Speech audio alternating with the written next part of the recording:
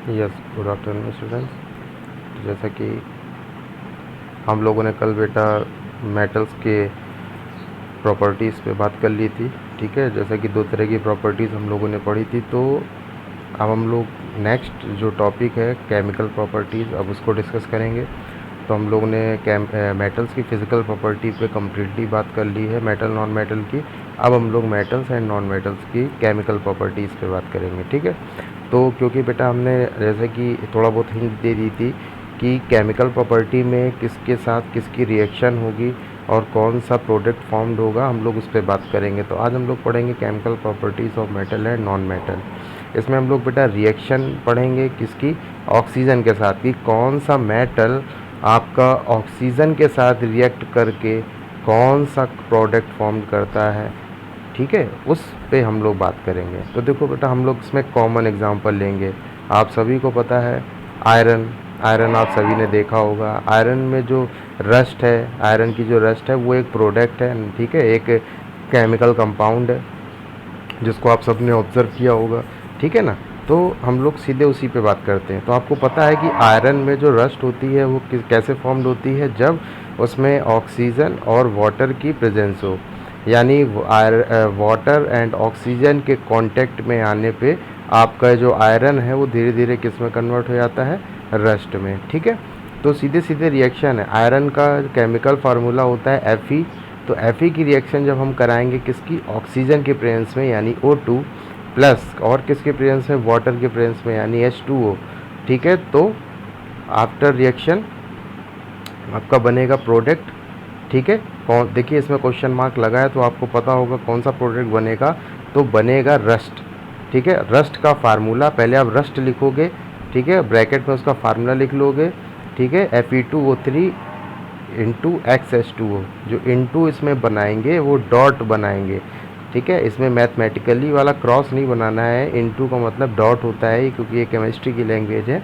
तो फार्मूला होगा Fe2O3 into x यहाँ पे इसलिए लिया गया है क्योंकि अब how many amounts of water and oxygen, ठीक है, कितना अमाउंट आपने वाटर लिया है, कितना अमाउंट ऑक्सीजन का है, क्योंकि रस्ट कभी ज़्यादा भी लग सकती है कभी कम।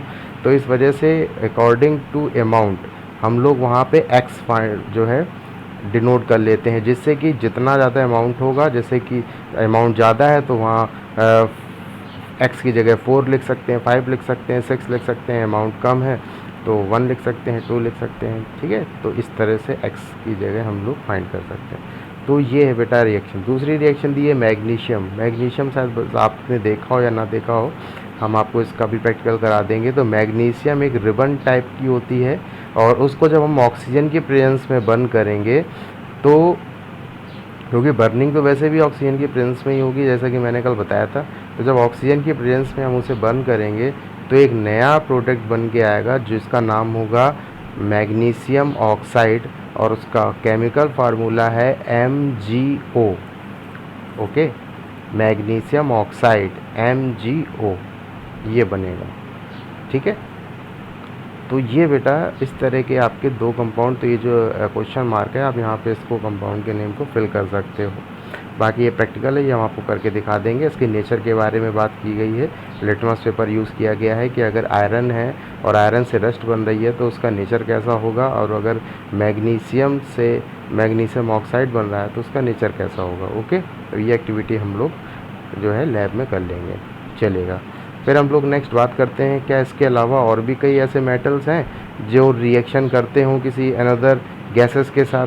तो एक कॉपर हो गया, ठीक है। आपने देखा होगा कि अगर आपके घरों में कॉपर के बर्तन वगैरह हैं, ठीक है, तो आपने देखा होगा जो भी कॉपर के यूटेंसिल्स होते हैं उनमें कुछ टाइम बाद, जब पहले अगर वो न्यू होंगे तब तो वो पूरे एकदम ब्राउनिश कलर के होंगे, शाइन करेंगे। लेकिन कुछ टाइम बाद जब जो है उनके ऊपर एक लेयर टाइप को ग्रीनिश लेयर शाइन करने लगती है, अगर आपने देखा हो, है ना, कि जो भी कॉपर के जो यूटेंसिल्स होते हैं उसमें एक ग्रीनिश लेयर डेवलप हो जाती है, ठीक है। तो एक अजीब सी लेयर जो होती है, ठीक है, वो उसको और डल करती है, पुराना बना देती है, ठीक है। फिर आप क्या करते हो कि उसको अगर साबुन से या सॉइल वगैरह से रब करते हो तो वो उतना जगह साफ़ हो जाता है, अगर आपने ऑब्ज़र्व किया हो तो, है ना। तो वो बेटा कॉपर के ऊपर की कोटिंग होती है, यानी ये भी रिएक्शन है कि कॉपर किसी गैस की प्रेजेंस में, ठीक है, वो लेयर एक बन जाती है ग्रीनिश कलर की, जो आपको एक आउटर लेयर टाइप की फॉर्म्ड होती है, ठीक है, दिखती है, ठीक है। तो ये उसका प्रोडक्ट होता है बेटा। तो हम ये पढ़ेंगे कि कॉपर में आखिर कौन सी गैस के कांटेक्ट में ऐसा हो पाता है। तो याद रखिएगा, C फॉर कॉपर और C फॉर कार्बन डाइऑक्साइड। कई बच्चे कंफ्यूज हो जाते हैं, तो कंफ्यूज ना हो इसके लिए मैंने ऐसे फार्मूला बना दिया है कि कॉपर जो है वो कार्बन डाइऑक्साइड के कांटेक्ट में आने से आपका एक न्यू कंपाउंड फॉर्म कर देती है, जिसका नाम है, क्या नाम है बेटा, कॉपर कार्बोनेट, ठीक है, CuCO3। ओके, तो याद रखिएगा कॉपर कार्बोनेट। तो अगर आपका देखिएगा, जो आपका बेटा कार्बन डाइऑक्साइड है वो दो तरीके से रिएक्ट कर लेगा। अगर वो जो है आपका जो आपका कॉपर है, अगर वो कार्बन डाइऑक्साइड के साथ रिएक्ट कर रहा है तो कॉपर कार्बोनेट बना देगा, ठीक है। और अगर वो ऑक्सीजन के साथ रिएक्ट कर रहा है तो वो बना देगा, वाटर के साथ भी बोल सकते हो, अगर वो वाटर के साथ रिएक्ट कर रहा है तो आपका वो बना देगा कॉपर हाइड्रोक्साइड। ये याद रखिएगा।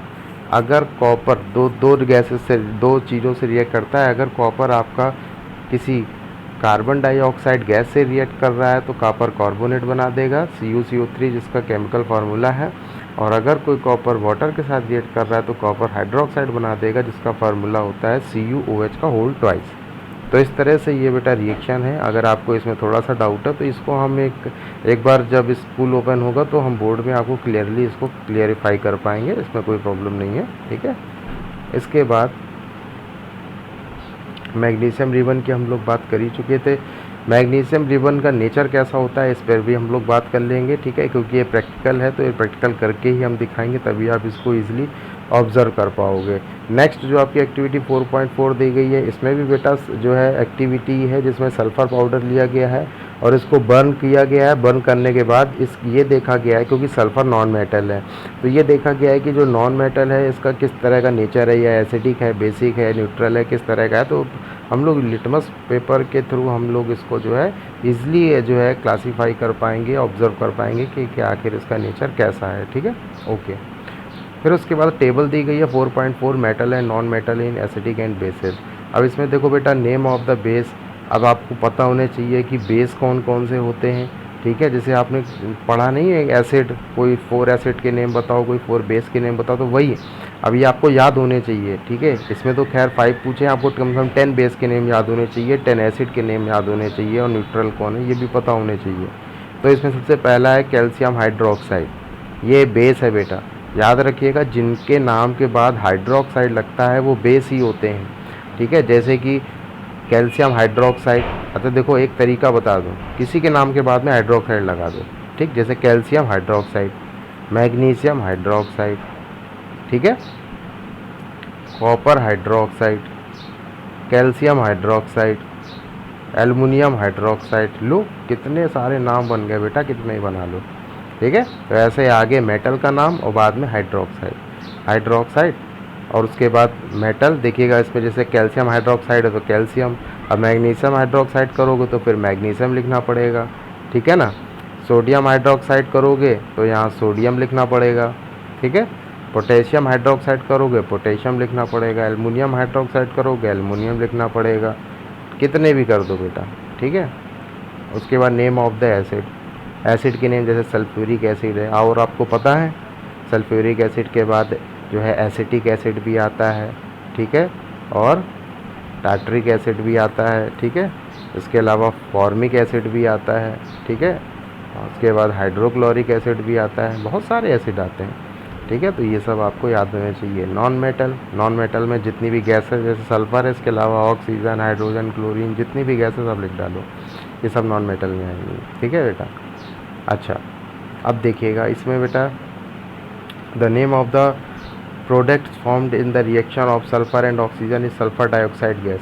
बोला गया है कि अगर आपको सल्फ़र डाइऑक्साइड गैस बनानी है तो सल्फ़र की रिएक्शन ऑक्सीजन से करा दो, ठीक है। यानी सल्फ़र का फार्मूला होता है एस, इसकी रिएक्शन कराओ ऑक्सीजन यानी O2 के साथ, आफ्टर रिएक्शन यानी एरो बनाओगे तो क्या बनेगा, सल्फ़र डाइऑक्साइड यानी SO2 बनेगा, सल्फ़र डाइऑक्साइड, ठीक। When sulphur dioxide is dissolve in water sulphurous acid form. बहुत अच्छी बात लिखी कि अब जो आपने सल्फ़र डाइऑक्साइड यानी जो SO2 बनाया है, अब उसकी रिएक्शन वाटर के साथ करा दो, यानी उसको वाटर में मिक्स कर दो। तो कैसे आप इसको लैंग्वेज में लिखोगे कि जो सल्फ़र डाइऑक्साइड यानी SO2 प्लस वाटर यानी H2O आफ्टर रिएक्शन यानी कि एरो क्या बन जाएगा, सल्फेरस एसिड H2SO3। देखो एक होता है सल्फ्यूरिक एसिड H2SO4, ठीक है, SO4, ये है सल्फेरस एसिड, इसलिए इसमें एक ऑक्सीजन कम होता है H2SO3। तो ये याद रखिएगा सल्फ्यूरिक एसिड और सल्फरस एसिड में डिफरेंस, ठीक है, ठीक है बेटा। तो जब पहले सल्फ़र डाइऑक्साइड बनाओगे, कब कैसे बनाओगे, सल्फ़र प्लस ऑक्सीजन की रिएक्शन करी, ठीक है, SO2 बन गया। अब इसी SO2 की वाटर के साथ रिएक्शन कराओगे तो बन जाएगा सल्फरस एसिड, सिंपल सी रिएक्शन है, ठीक है। और ये क्योंकि ये एसिड है तो एसिड हमेशा क्या होता है बेटा, ब्लू लिटमस को हमेशा किस में कन्वर्ट करता है, रेड में। ये आप याद रखिएगा कि अगर कोई एसिड है तो वो हमेशा, ठीक है, ब्लू लिटमस पेपर को रेड में कन्वर्ट करेगा, अगर कोई बेस है तो वो रेड लिटमस पेपर को ब्लू में कन्वर्ट करेगा, ठीक है। तो क्योंकि एसिड था इसलिए ब्लू को रेड में कर रहे हैं, ठीक, ओके, ठीक है। तो बेटा याद रखिएगा कि जितने भी नॉन मेटल होते हैं उनका नेचर कैसा होता है, एसिडिक, और जितने मेटल होते हैं उनका नेचर कैसा होता है, बेसिक। ये ज़रूर याद रखिएगा, ठीक है। इसके बाद एक्टिविटी 4.5, ये बहुत ही ख़तरनाक एक्टिविटी है। जैसा कि मैंने सोडियम और पोटेशियम के बारे में आपको बताया था कि बहुत ही मोस्ट रिएक्टिव एलिमेंट होते हैं, मेटल्स होते हैं, ठीक है। तो ये आपको याद रखना है। ये बेटा तो वाटर के कांटेक्ट में आते ही ब्लास्ट हो जाते हैं, यानी ये वाटर से बहुत ही हाईली रिएक्टिव रिएक्शन करते हैं। इनकी जो रिएक्टिविटी होती है वो वाटर और ऑक्सीजन के साथ बहुत ही ज़्यादा होती है और बहुत तेज़ी से रिएक्ट करते हैं, इसलिए इनको मोस्ट रिएक्टिव बोलते हैं, ठीक है। तो ये sodium metal is a very reactive, it is react vigorously with oxygen and water, a lot of heat is generated in the reaction, ठीक है। और अच्छा, तो इनको स्टोर कैसे करते होंगे, अगर इनको स्टोर हम लोग वाटर में करेंगे, ऐसे करेंगे तब तो प्रॉब्लम हो जाएगी। तो इनको स्टोर हम किस में करते हैं, कैरोसिन ऑयल में। अच्छी बात है कि कैरोसिन ऑयल में अगर इसको रख दोगे तो ये जो है आपका बिल्कुल भी ब्लास्ट नहीं होगा। यस, तो फिर हम लोगों ने बेटा इतनी बात, तो मैंने बोला कि जो सोडियम होता है ये हाईली रिएक्टिव मेटल होता है, ठीक है। तो ये जो आप देख रहे हो फिगर 4.5, इसमें सोडियम ही है जो वाटर के कांटेक्ट में किया है और उसमें बहुत हाईली जो है एनर्जी रिलीज़ हो रही है, ठीक है ना। तो ये बहुत ही खतरनाक है, ये हम आपको प्रैक्टिकल करके दिखाएंगे, ठीक है, आप इसको इजीली ऑब्जर्व कर पाओगे, ठीक है। बाकी थोड़ी सी इसके बारे में बात है कि सोडियम जो है वो वाटर और एयर के साथ बहुत तेज़ी से रिएक्ट करता है, लेकिन ऐसा ज़रूरी नहीं है कि अदर भी जो मेटल्स हैं वो भी ऐसे ही वाटर और एयर के साथ बहुत तेज़ रिएक्ट करते हो, ऐसा कुछ नहीं है। एक एग्जांपल है आयरन वाटर और एयर के साथ बहुत ही स्लो रिएक्ट करता था। तो देखो ऐसा तो नहीं आज आयरन की चीज़ लाओ और कल ख़राब हो जाए, डैमेज हो जाए, ऐसा तो नहीं है, ठीक है ना। तो बेटा ये याद रखिएगा कि ऐसा ज़रूरी नहीं है। मैंने वैसे 2 मेटल बताए हैं, सोडियम एंड पोटेशियम, ठीक है। ये बहुत ही ज़्यादा हाईली रिएक्टिव होते हैं और पीरियोडिक टेबल में भी जो इनकी जो रिएक्टिविटी होती है वो सबसे ज़्यादा सबसे ऊपर होती है, ठीक है। हाँ, बाकी तो आयरन और जो मैग्नीशियम है ये थोड़ा सा स्लो रिएक्ट करते हैं। और जो नॉन मेटल होते हैं वो वाटर के साथ रिएक्ट नहीं करते हैं। अगर हाँ पूछा जाए कि वो रिएक्ट फिर किसके साथ ज़्यादा करते हैं तो बोलोगे एयर के साथ। वाटर के साथ वो ज़्यादा रिएक्टिव नहीं होते हैं, एयर के साथ मोस्ट रिएक्टिव होते हैं, ठीक है। और इसलिए जितने भी आपके नॉन मेटल हैं इनको हम कहाँ स्टोर करते हैं, वाटर के साथ। क्यों? क्योंकि वाटर से रिएक्टिव होते ही नहीं है, ठीक है। तो नॉन मेटल को एयर में स्टोर नहीं कर सकते तो, क्योंकि एयर के साथ तो ये रिएक्ट कर देंगे और कोई नया आपका कंपाउंड बन जाएगा तो हमें तो वो तो भी बेकार हो जाएगा, है ना। तो इसलिए हम लोग उसी में स्टोर करते हैं जिसमें ये रिएक्ट ना करते हैं। जैसे सोडियम है, सोडियम को हम कैरोसिन ऑयल में क्यों स्टोर करते हैं? क्योंकि ये जैसे ही हम कैरोसिन ऑयल के बाहर लेके आएंगे ऑक्सीजन मिल जाएगी एटमॉस्फेयर में और वो रिएक्ट कर जाएगा, बस तो गड़बड़ हो गया ना। हमें तो उसको स्टोर करके रखना है, तो हम उसी चीज़ में स्टोर करेंगे जिसमें जो है उसकी रिएक्टिविटी एकदम लीस्ट हो या ना हो, ठीक है। तो इसलिए बेटा, ठीक है, नॉन मेटल को हम लोग वाटर में स्टोर करके रखते हैं। इसके अलावा नेक्स्ट एग्जांपल है फॉस्फोरस। ये भी वेरी रिएक्टिव है नॉन मेटल, ठीक है ना। जैसे कि सोडियम एंड पोटेशियम था, वैसे ही इसमें फॉस्फोरस है, ठीक है। ये भी वेरी रिएक्टिव है, नॉन मेटल है, ठीक है। और एयर में बहुत तेज़ी से जो है एकदम से जो है बर्न होता है, ठीक है। जैसे ही एयर के कांटेक्ट में आएगा तुरंत बर्निंग स्टार्ट हो जाती है, ठीक है। तो इस वजह से इसको भी हम लोग किस में स्टोर करके रखते हैं, वाटर में, ये याद रखिएगा बेटा, ठीक है।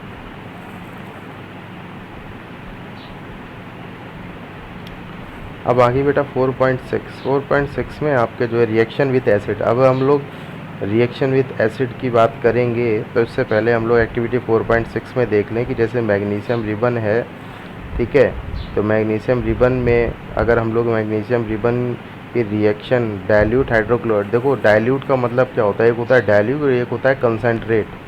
तो डाइल्यूट का मतलब होता है जो वीक हो, डाइल्यूट। जैसे कि एग्ज़ाम्पल मैं आपको कैसे बताऊं, जैसे कि हाँ, जैसे कि हम आपको बताएं, आपके घरों में नील होगी, है ना, वाइट कपड़ों में जो की जाती है, मम्मी करती होंगी। अब आप देखो, मैंने कहा बेटा इसका डाइल्यूट सॉल्यूशन बनाओ, तो कैसे बनाओगे, जितना ज़्यादा वाटर ऐड करते जाओगे ना, वो डाइल्यूट होता जाएगा, उतना ही वीक होता जाएगा। अभी तुमने थोड़ा सा पानी लिया, उसमें 4 ड्रॉप नील की डाल दो, एकदम डार्क हो जाएगा, वाटर कलर एकदम डार्क हो जाएगा। तो ये कौन सा सॉल्यूशन हुआ, ये कंसनट्रेट सॉल्यूशन हुआ, मतलब बहुत ही ज़्यादा हार्ड कंसनट्रेट। अब मैं बोलूँ कि इसको डाइल्यूट करो, तो इसको खूब सारे पानी में डाल दो, ठीक है। मान लो उसमें पानी बहुत हो और जिसकी वैल्यू कम हो, इसका अमाउंट कम हो, तो अब जो ज़्यादा पानी में डालोगे तो इसका कलर एकदम लाइट हो जाएगा, यानी कि अब इसकी जो एक स्ट्रेंथ थी वो कम हो जाएगी, अब ये थोड़ा वीक हो गया, तो इसको बोलेंगे डाइल्यूट। और जब वो स्ट्रॉन्ग था तो बोलेंगे कंसनट्रेट, ठीक है। तो याद रखिएगा, जितने भी एसिड आते हैं वो कंसनट्रेट होते हैं, उनको डाइल्यूट किया जाता है ताकि वो आपकी स्किन वगैरह में गिर जाए तो बर्निंग ना हो पाए, ज़्यादा आपको हार्म ना हो, ठीक है। तो ये याद रखिएगा, ये होता है। तो ये डाइल्यूट का मतलब ज़्यादा खतरनाक नहीं, क्योंकि इसमें वाटर बहुत सारा मिला हुआ होता है, तभी उसको बोलते हैं डाइल्यूट, ठीक है। तो अगर डाइल्यूट हाइड्रोक्लोरिक एसिड यानी HCl के साथ रिएक्ट करते हैं तो क्या होगा, ठीक है। अब क्योंकि ये रिएक्शन तो हमें करके दिखानी पड़ेगी, तो ये जो टेबल है ये हम लोग लैब में ही फिल करेंगे, ठीक है। इससे आप बिल्कुल छेड़खानी ना करिएगा। तो फिलहाल आज के लिए बेटा इतना ही, बाकी नेक्स्ट टॉपिक हम लोग जो पढ़ेंगे रिएक्शन विद एसिड, ठीक है। तो एसिड के साथ जो भी रिएक्शन होगी तो उस पर हम लोग थोड़ी बहुत बात करेंगे, ठीक है। बाकी फिर आगे नेक्स्ट टॉपिक पे करेंगे, फिर रिएक्शन विद बेस पे भी हम लोग बात करेंगे, ठीक है। और बस यही 1-2 टॉपिक हैं, इसके बाद आपका चैप्टर फिनिश हो जाता है, ठीक है। तो बेटा सबसे पहली बात तो सारे बच्चे हमारी वीडियो को जो है बिल्कुल स्टडी नहीं कर रहे हैं या बिल्कुल सीरियस नहीं ले रहे हैं, ठीक है। तो प्लीज़ आप सभी लोग बेटा लाइन से, जितनी मेरी वीडियो हैं उनको लाइन से एनालिसिस करिएगा, स्टडी करिएगा, क्योंकि एक भी वीडियो अगर बीच में मिस हो गई तो आपको कुछ भी क्लियर नहीं होगा, इसलिए मैं कह रहा हूँ। और अगर आपको कोई वीडियो नहीं मिल पा रही है या उसमें कोई टेक्निकली प्रॉब्लम है, वो ओपन नहीं हो रही है, तो आप मुझसे बोल सकते हो, मैं जो है उसका लिंक आपको फिर से सेंड कर दूंगा, ठीक है। बट आपको हर एक वीडियो बहुत अच्छे से पढ़नी है, अच्छे से तैयारी करनी है, क्योंकि बेटा ये जो टॉपिक है ये केमिस्ट्री का टॉपिक है और ये पूरा रिएक्शन बेस्ड है। और आपने देखा होगा कि जैसे मैं लैंग्वेज बोल रहा हूँ, इसमें वैसे तो आपको थ्योरी समझ में आ रही होगी, लेकिन मुझे पता चल रहा है कि आपको रिएक्शन में थोड़ी प्रॉब्लम हो रही है ना। तो खैर वो रिएक्शन की प्रॉब्लम मैं दूर कर दूंगा, लेकिन फिर भी आपको कोशिश करनी है इसको पढ़ने की, समझने की, ठीक है। तो ज़्यादा से ज़्यादा बच्चे जो है इसको पढ़ें, समझें, ठीक है। और कोई प्रॉब्लम हो तो मुझसे आस्क करें, ठीक है। बाकी आप लोग अपनी स्टडी कंटिन्यू करते रहो, ठीक है, वर्क अपना करते रहो। तो आज के लिए आपका सिर्फ इतना ही है कि आपको जहाँ तक आज मैंने रीडिंग करा दी है इसको बहुत अच्छे से करना है, और जितने भी उसमें केमिकल फार्मूले यूज़ हुए हैं, ठीक है, वो सारे के सारे, जैसे कॉपर कार्बोनेट हो गया, कॉपर हाइड्रोक्साइड हो गया, वाटर हो गया, ठीक है, आयरन हो गया, इन सब के नेम, केमिकल फार्मूले ज़रूर याद करने हैं, ठीक है, तभी आपको रिएक्शन आएगी। ओके, तो आज के लिए बस इतना ही। Okay, tata, bye bye.